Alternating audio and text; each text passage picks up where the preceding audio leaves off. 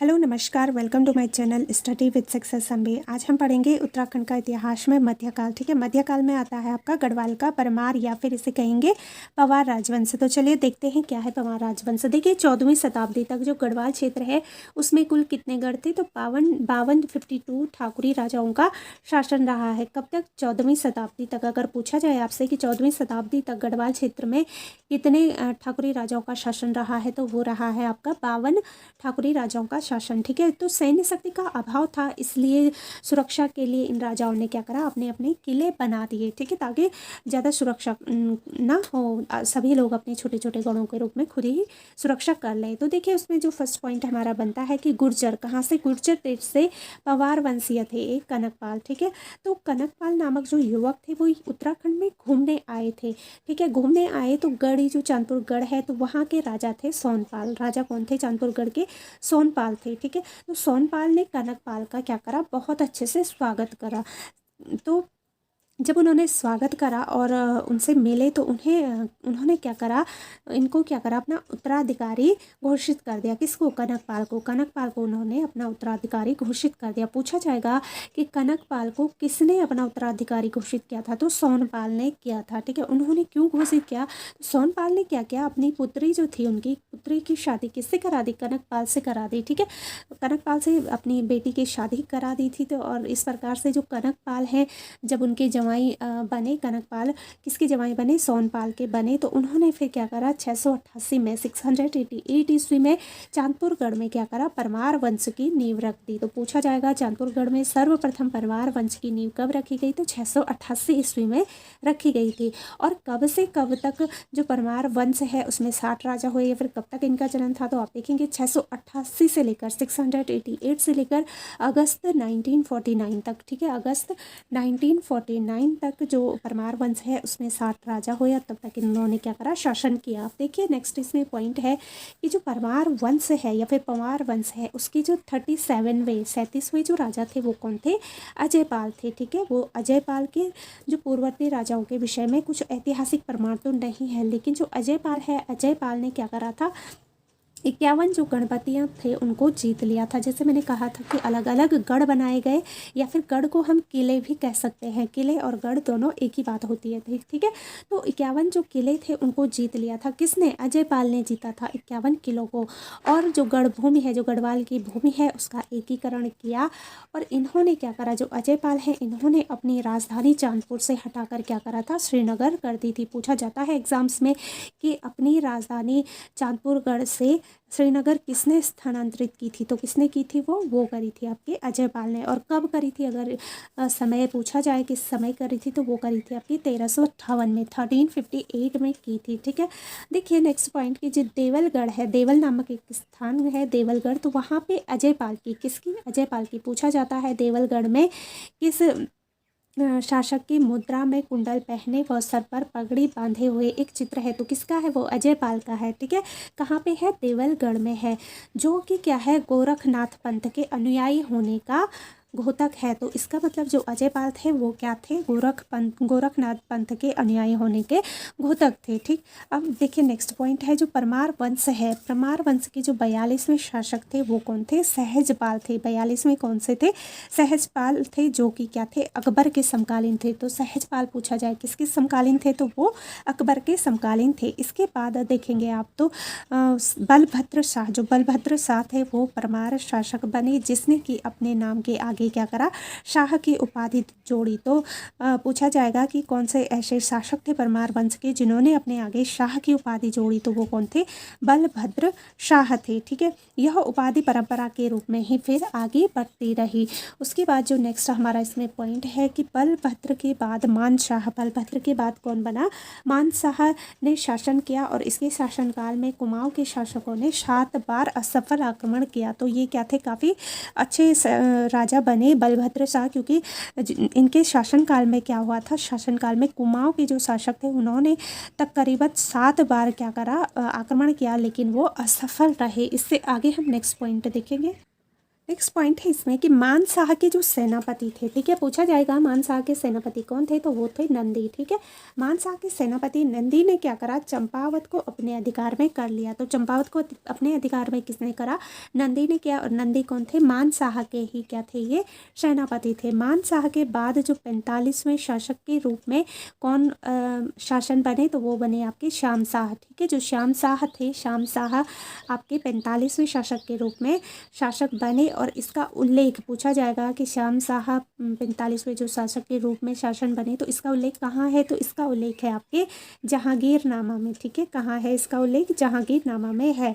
देखिए जो श्याम शाह है उसके बाद महिपति शाह ने शासक बने, ठीक है। श्याम शाह के बाद कौन बने, महिपति शाह शासक बने, जिनको कि गर्भभंजक उपाधि वाले महिपति शाह ने तिब्बत पर 3 बार आक्रमण किया। और जो माधो सिंह भंडारी है, सभी ने नाम सुना होगा, माधो सिंह भंडारी, रिखोला लोधी और इसमें बनवासी दास, ठीक है। बनवासी दास इनके क्या थे, 3 अद्वितीय सेनापति थे। तो आपसे पूछा जाएगा कि जो महिपति शाह है, महिपति शाह के 3 अद्वितीय सेनापति कौन कौन थे, तो कौन थे, एक थे माधो सिंह भंडारी, रिखोला लोधी और बनवारी दास। तीनों पूछे जाते हैं। मोस्ट इंपॉर्टेंट ये है टॉपिक, तो आप अच्छे से इसे ध्यान में ज़रूर रखें, ठीक है। तो कुमाऊं युद्ध में जब महिपति शाह वीर गति को प्राप्त हो गए, तो महिपति शाह के बाद उनका 7 वर्षीय पुत्र था जिसका नाम था पृथ्वीपति शाह। अब आप लोग ट्रैक पे आ रहे होंगे कि हाँ कौन से बने, लेकिन आपको ध्यान रखना है सबसे पहले कौन बना, कैसे बना, ठीक है। उसके बाद लास्ट में मैं आपको एक छोटी सी टिप्पणी के रूप में सभी को समझा दूंगी किसके बाद कौन आया था, ठीक है। तो महिपति शाह के बाद उनका 7 वर्ष का पुत्र था पृथ्वीपति शाह, जो कि माता कर्णावती थी। पृथ्वीपति शाह की माँ कौन थी, कर्णावती। तो उनके संरक्षण में, क्योंकि 7 वर्ष का बेटा जो लड़का होता है वो बहुत छोटा होता है, उसे ज़्यादा ज्ञान नहीं होता है, लेकिन जो हमारा समाज है वो पितृसत्तात्मक है, तो इसलिए उसको क्या करा गया, पृथ्वीपति शाह को राज्य सौंपा गया। लेकिन उनके किसकी उसमें संरक्षण में, उनकी माता कर्णावती के संरक्षण में उनको गद्दी पर बैठा दिया गया। और इसके बाद आप देखेंगे कि 1635 में, कब 1635 में जो मुग़ल सेनापति थे, कौन थे, मुग़ल सेनापति कौन थे, मुग़ल सेनापति वो थे शाहजहाँ, ठीक है। तो नजावत खां ने दून घाटी पर क्या करा, हमला बोल दिया। तो नजावत खां ने दून घाटी पर हमला कब बोला, तो 1635 में बोला। देखिए यहीं से प्रश्न बनते हैं, तो आपको यही चीज़ यहाँ पे डिटेल में पढ़नी है। तो 1635 में क्या हुआ, जो मुगल सेनापति हैं तो नजावत खान ने क्या करा, दून घाटी पर हमला बोल दिया। तो गढ़वाल राज्य की जो संरक्षिका थी कौन थी, महारानी कर्णावती। पूछा जाता है कि महारानी कर्णावती कौन थी, तो ये गढ़वाल राज्य की क्या थी, संरक्षिका थी, ठीक है। तो जो कर्णावती थी उन्होंने अपने बलबूते, अपनी सूझबूझ से जो मुग़ल सैनिकों हैं उनको पकड़वा कर क्या करा, उनके नाक काट दिए। जो बच गए थे, जो युद्ध के दौरान जो बच गए थे, तो उन्होंने क्या करा, उन मुग़ल सैनिकों को पकड़वा कर उनका क्या करें, नाक काट दिए गए। और इसी कारण जो महारानी कर्णावती है उनको नाक कटी रानी के नाम से भी जाना जाता है। वो इस नाम से भी प्रसिद्ध हुई, किस नाम से, नाक कटी रानी। तो पूछा जाता है कि नाक कटी रानी के रूप से किसे जाना जाता है, तो वो कौन है, आपकी महारानी कर्णावती। और महारानी कर्णावती कौन थी, तो ये गढ़वाल राज्य की संरक्षिका थी। अब नेक्स्ट पॉइंट है, देखिए जो पृथ्वीपति शाह है, तो पृथ्वीपति शाह ने मुगल शहजादा थे आपके दारा शिकोह। तो दारा शिकोह के पुत्र थे सुलेमान शिकोह, ठीक है। पृथ्वीपति शाह ने मुगल शहजादा दारा शिकोह के पुत्र सुलेमान शिकोह को क्या करा, अपने यहाँ आश्रय दिया था। इसलिए क्या हुआ था, जो औरंगजेब थे, तो औरंगजेब नाराज हो गए, ठीक है। औरंगजेब जब नाराज हुए तो उसके बाद जो पृथ्वीपति शाह है उनके पुत्र थे आपके मेदिनी शाह, ठीक है। पृथ्वीपति शाह के पुत्र कौन थे, मेदिनी शाह। तो उन्होंने क्या करा, पिता की इच्छा के खिलाफ वो गए और सुलेमान जो शाह थे, सुलेमान शाह को दिल्ली भिजवा दिया था। इस घटना के कारण जो पृथ्वीपति शाह थे उन्होंने जो पुत्र था उनका मेदिनी शाह को क्या करा, उन्होंने राज्य से निकाल दिया, ठीक है, राज्य से निकाल दिया। और इसके बाद देखिए जो 1662 में 1662 में दिल्ली में उनकी क्या हो गई, मृत्यु हो गई। तो उसके बाद जो पृथ्वीपति शाह थे उन्होंने अपने ही रहते अपने पौत्र को, मतलब अपने पुत्र के बेटे को, नाती को, अपने पौत्र को, जो कि कौन थे, फतेह शाह। तो फतेह शाह को उन्होंने गद्दी पर बैठाया। तो फतेह शाह को किसने गद्दी पर बैठाया था, पृथ्वीपति शाह ने बैठाया था। और नेक्स्ट पॉइंट है कि फतेह शाह बहुत क्या थे, प्रतापी थे और कला प्रेमी शासक थे। जो नाथ पंथ है, नाथ पंथ पर इनका क्या था, अटूट विश्वास था, अटूट श्रद्धा थी। और इन्होंने आक्रमण करके जो सिरमौर राज्य है उसके पोंटा और जौनसा, ठीक है, पोंटा और जो जौनसार है उसको जीत लिया था। तो आपसे पूछा जाएगा सिरमौर राज्य के पोंटा और जौनसार को किस शासक ने जीता था, तो वो किसने जीता था आपके, वो जीता था फतेह शाह ने। ठीक है, फतेह शाह ने जीता था। तो देखिए जो सहारनपुर पर आक्रमण करके फतेह शाह ने फिर फतेहपुर नगर बसा दिया था, और इसके बाद जो सुरेशानंद बर्थवाल हो गई। नौ रत्न जो कि पूछे जाते हैं उनके ये नाम है, तो ज़रूर आप याद रखिएगा। सुरेशानंद है, सुरेशानंद बर्थवाल। ठीक है, ऑप्शनल में इसमें पूछा जाता है कि इनमें से कौन से नौ रत्नों में से एक है, तो उसमें से आप एक देखेंगे तो वो कौन है, सुरेशानंद बर्थवाल है। एक है आपके खेतराम घसवाना। ठीक है, खेतराम घसवाना है। रुद्री दत्त कमोठी है, हरिदत्त नौटियाल है। हरिदत्त दो हैं, एक है आपके हरिदत्त नौटियाल। ठीक है, और एक है आपका वासवानंद बहुगुणा, शशिधर डंगवाल, सहदेव चंदोला और कीर्तिराम कंठूला और हरिदत्त थपलियाल। ठीक है, दो तो हरिदत्ती हैं, तो आपको याद रखना है ये फतेह शाह के दरबार में विराजने वाले क्या हैं, नौ रत्न हैं। ठीक है, नौ रत्न हैं, इनको आप ध्यान से याद रखिएगा। अब देखिए जो फतेह शाह के आमंत्रण पर जो सिख गुरु थे राम राय, पूछा जाता है कि देहरादून में गुरुद्वारे का निर्माण किसने कराया था, तो फतेह शाह ने आमंत्रण दिया था किसको, सिख गुरु राम राय को। तो जो सिख गुरु थे राम राय, उन्होंने ही देहरादून में क्या करा था, गुरुद्वारे का निर्माण कराया था। पूछा जाएगा सिख गुरु राम राय ने गुरुद्वारे का निर्माण कहाँ कराया था, तो वो करवाया था आपके देहरादून में। तो अब देखिए इसमें नेक्स्ट जो पॉइंट आता है कि फतेह शाह के बाद कौन गद्दी पर बैठा, तो इनके बाद बैठे थे आपके प्रदीप शाह। ठीक है, प्रदीप शाह गद्दी पे बैठे, और इनके समय पे जो गढ़वाल और कुमाऊं है इनके बीच बहुत अच्छे संबंध थे। पूछा जाएगा कि किस शासक के समय पर गढ़वाल और कुमाऊं के बीच अच्छे संबंध थे, तो वो थे आपके प्रदीप शाह। ठीक है, तो प्रदीप शाह के बाद जो दिसंबर 1772 में, कब, दिसंबर 1772 में ललित शाह। ठीक है, प्रदीप शाह के बाद ललित शाह गढ़वाल की गद्दी पर बैठे, और उस समय कुमाऊं के जो नरेश थे दीपचंद्र के मंत्री थे आपके हर्षदेव। दीपचंद्र के मंत्री कौन थे, हर्षदेव जोशी। तो उन्होंने क्या करा, ललित शाह को कुमाऊं पर विजय के लिए क्या करा, बुलावा दिया, निमंत्रण दिया, और जो ललित शाह है उन्होंने कुमाऊं पर विजय भी प्राप्त कर ली थी। और अपने जो दूसरे पुत्र हैं प्रद्युमन शाह, सबको याद आ गया होगा प्रद्युमन शाह, और इनको क्या करा, उन्होंने कुमाऊं की गद्दी पर बैठाया। और कुमाऊं से लौटते समय जो है शासक, तो इन्होंने इनकी क्या हुई, मलेरिया से मृत्यु हो गई। ठीक है, तो देखेंगे आप जो ललित शाह थे उन्होंने जब अपने दूसरे पुत्र को क्या करा, कुमाऊं की गद्दी पर बैठा दिया, तो उसके बाद जब वो लौट रहे थे वहाँ से वापस आ रहे थे तो उनकी क्या हो गई, मृत्यु हो गई। तो कैसे हुई उनकी मृत्यु, मलेरिया से मृत्यु हो गई।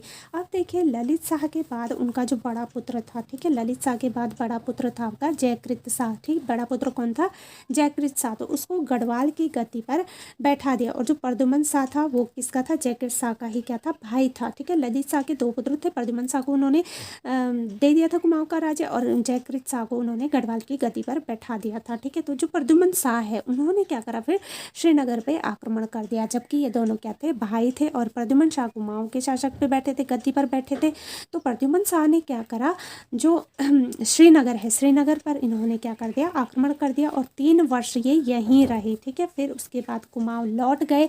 कुमाऊं लौटे तो 3 वर्ष यहीं रहने के बाद जब वो कुमाऊं लौटे तो उन्होंने प्रद्युमन के लौटने के बाद फिर जयकृत शाह ने पुनः क्या करा, गढ़ राज्य की सत्ता को संभाल दी। गढ़ राज्य जो गढ़वाल राज्य है उसकी सत्ता को संभाला। लेकिन जब आपसी कलह होता है दोनों भाई में, आपने देखा जयकृत शाह और प्रद्युमन शाह का कुछ खास प्रेम था नहीं, आपस में इनके मतभेद थे। तो आंतरिक कलह का के कारण जो रघुनाथ मंदिर है वहाँ चले गए थे।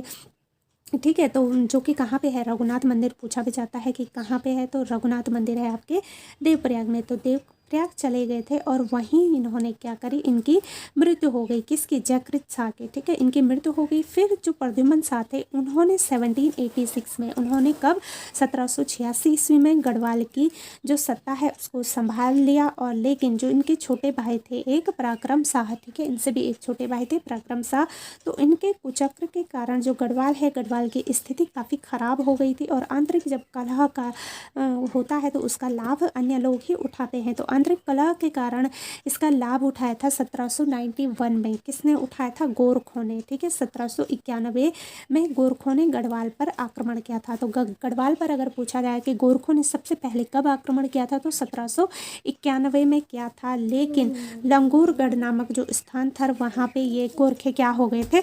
पराजित हो गए थे, मतलब हार गए थे। ठीक है, तो उसके बाद देखेंगे हम कि जो प्रद्युम्न शाह थे, प्रद्युम्न शाह ने राज्य पर पुनः गोरखों के आक्रमण से बचने के लिए उन्होंने क्या करा?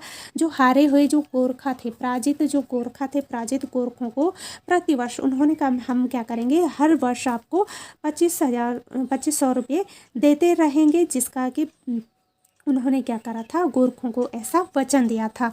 ठीक है, ताकि वो क्या ना करें, दोबारा गढ़वाल पर आक्रमण ना करें। तो लेकिन फिर हुआ क्या कि फरवरी 1803 में, ठीक है, फरवरी 1803 में जो अमर सिंह थापा थे, याद रखिएगा 1803 में अमर सिंह थापा और हस्तीदल चतुरिया, कौन? हस्तीदल चतुरिया ने नेतृत्व में गोरखों ने क्या करा? फिर गढ़वाल पर पुनः आक्रमण किया। तो पूछा जाएगा कि 1803 में किसके नेतृत्व में गोरखों ने गढ़वाल पर आक्रमण किया? तो किसके नेतृत्व में किया था? अमर सिंह थापा और हस्तीदल चतुरिया के नेतृत्व में। बहुत इंपॉर्टेंट है, पूछा जाता है, हर बार पूछा जाता है, यहीं से प्रश्न आते हैं। तो आप बिल्कुल अच्छे से, हो सकता है ऐसा पूछा जाए कि अमर सिंह थापा और हस्तीदल चतुरिया के नेतृत्व में गोरखों ने गढ़वाल पर कब आक्रमण किया? तो वो क्या था? फरवरी 1803 में। ठीक है, तो इस तरीके से आप खुद भी क्वेश्चन घुमा फिरा के बना सकते हैं। गढ़वाल पर आक्रमण किया और इन्होंने क्या करा? उसमें कार माट कार जो भी होता है वो किया, और इससे क्या हुआ? काफ़ी भाग पर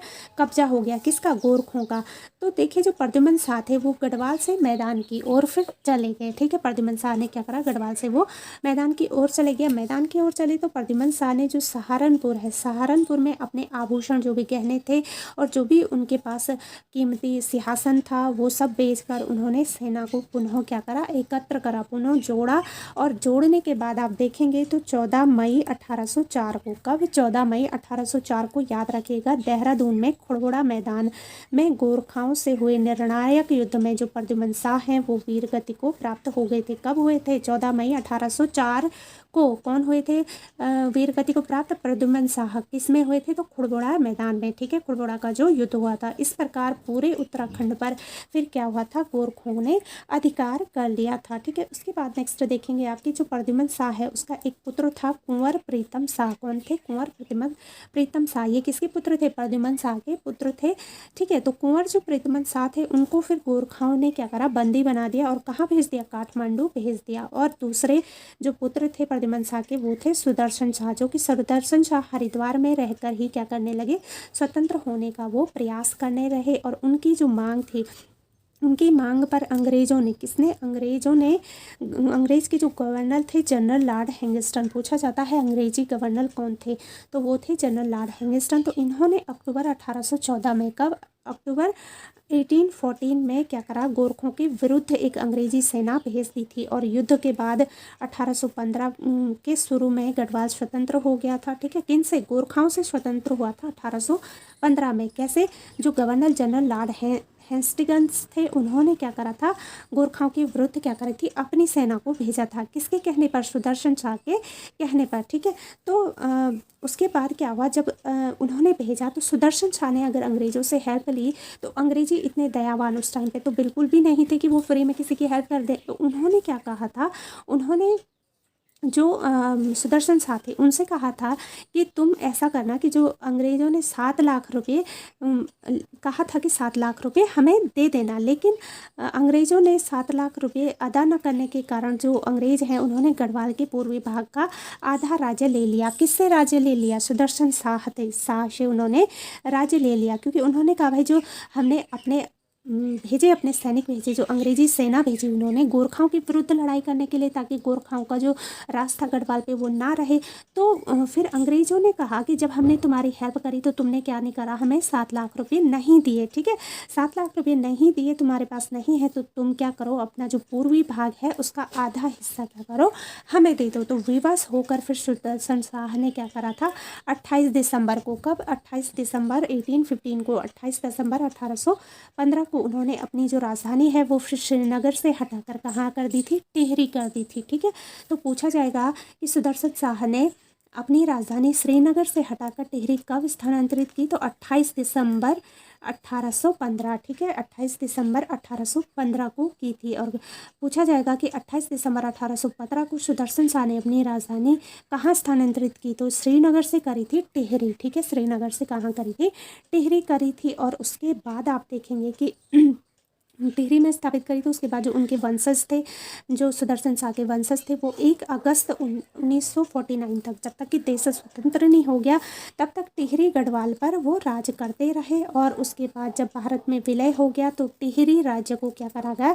उत्तर प्रदेश का एक जनपद बना दिया गया। पूछा जाता है ये प्रश्न, काफ़ी इंपॉर्टेंट है कि जब भारत में विलय हुआ उत्तराखंड का, जब भारत में विलय हुआ तो वो कौन सा राज्य था उत्तराखंड का जिसको उत्तर प्रदेश का एक जनपद बना दिया गया? तो वो कौन सा था? टिहरी राज्य था, ठीक है। तो उसके बाद जो पंवार राजा थे, पंवार राजाओं के काल में मानोदय काव्य और जो गणराज वंश काव्य है और सुदर्शनोदय है आदि इनके अनेक काव्य रचे गए। और इसमें से जो सबसे प्राचीन राजा थे मानशाह, ठीक है, तो मानशाह के समय की काव्य मनोदय है और जिसकी रचना भरत कवि ने की थी, ठीक है। पूछा जाएगा कि जो मानशाह के समय की काव्य है मनोदय, तो उसकी रचना किसने की थी? तो वो की थी भरत कवि ने की थी। और राजा सुदर्शन शाह की रचना थी सभासार, ठीक है, जो कि कई खंडों में आज भी विद्यमान है। इस प्रकार से रहा है गढ़वाल पर जो हमारे प्राचीन रहे हैं राजा, तो उन्होंने किस तरीके से गढ़वाल पर राज्य करा, किस तरीके से अपना शासन किया, वो सभी मैंने आपको बताया है। कैसे जो पृथ्वीपति शाह रहे हैं, गढ़वाल का जो परमार पंवार राजवंश रहा है, वो कैसे कैसे आगे बढ़ा है। तो इसकी जो प्रारंभिक जो शुरुआत होती है वो चांदपुरगढ़ से होती है। इसीलिए मैं चाहूँगी आप ज़रूर वहाँ पे देखें कि कैसे राजा महाराजाओं की पहले राजधानी हुआ करती थी, ठीक है। तो उम्मीद करती हूँ आपको वीडियो ज़रूर पसंद आई होगी। अगर आई है तो चैनल को लाइक शेयर और कमेंट कर दें। और चैनल पर अगर आप नए हैं तो चैनल को सब्सक्राइब जरूर करें, नोटिफिकेशन बेल आइकन ज़रूर ऑन करें ताकि मेरी आने वाली सभी वीडियोस की नोटिफिकेशन आप तक पहुंच जाए और आप सभी प्रकार की जो ज्ञान है उसका लाभ उठा पाएँ। जितनी भी मैं वीडियोस बनाती हूँ उन सभी से आप कुछ ना कुछ सीख लेते रहें। तो चलिए, उम्मीद करती हूँ आपकी जो तैयारी है वो बेहतर चल रही होगी। इसी के साथ हम मिलेंगे अपनी अगली वीडियोस में। तब तक आप सभी लोग अपना बहुत अच्छे से ध्यान रखिएगा। Bye and take care.